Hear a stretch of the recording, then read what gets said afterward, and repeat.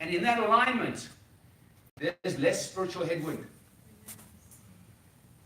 Listen, I have feet of clay. If I don't put an eldership team around me and have oversight, man, I put on my trousers just like anybody else, and all the other challenges of life come towards me. And I'm responsible for the oversight of the family here. So I need to be accountable.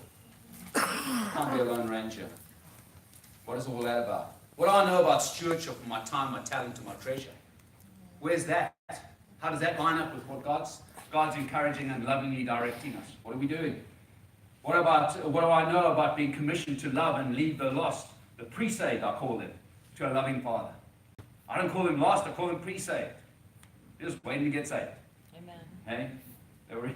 Hallelujah. What do I know about reaching and raising the next generation?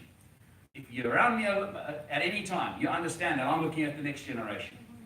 When I look at you, I'm looking at, if you've got kids, grandkids, great-grandkids, I'm looking at that.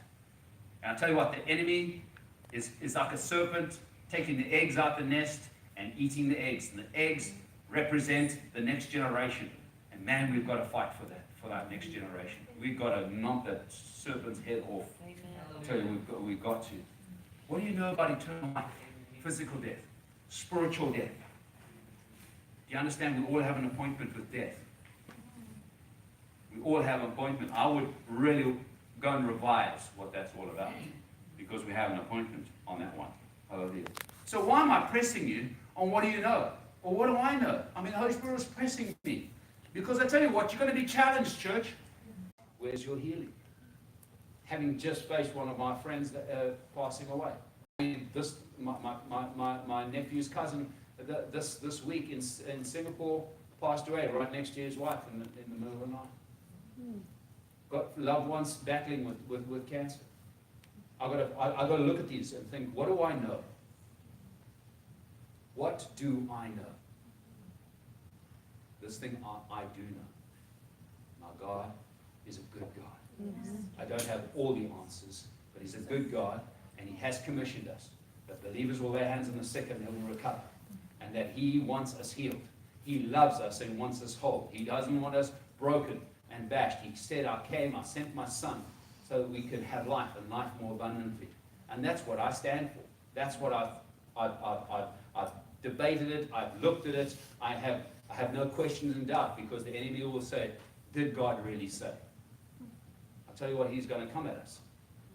The world's going to come at us. Religion will come at us. But we've got to stand our ground. And I just want, what do I know? It's what I do know. That I serve a good God. And He loves us. And it's very special that we can do that. And have that confidence. So for us to have boldness and confidence in going forward, church, we're going to have to visit some of these things. And you may not have to all, just because I've listed them, you're going to have to go and dig it. No. Holy Spirit will say, okay, let's sit down and have a chat about this. He's personally designed a relationship with each one of us. And that's what we've got to walk with. We've got to walk with that day by day. Let's pray. Father, we love you.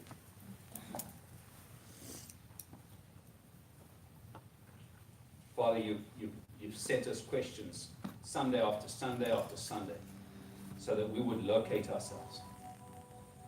So we would locate ourselves and not find ourselves where we think we are and we're not, and experience the disappointment of being in the wrong place. But Father, I thank you that your Spirit is wooing us, is stirring us to discover, what do I know? So we can turn around and say, this I do know, and stand firmly upon the rock of truth. And that knowledge of truth will set us free to be the real us that you've created us to be. Not a form of godliness and denying a relationship with you. I thank you that your love is being revealed to us more and more in such a way that it's empowering us to walk this life of love with you and with those around us. Allowing us to love our enemies, allowing us to love the one another's, that love comes from you. Because, Father, your word says we love because you first loved us. And so we bask in that, and we thank you for that. But, Father, in the sound of my voice, in the hearing of the live stream, there are some that have never invited you into this relationship.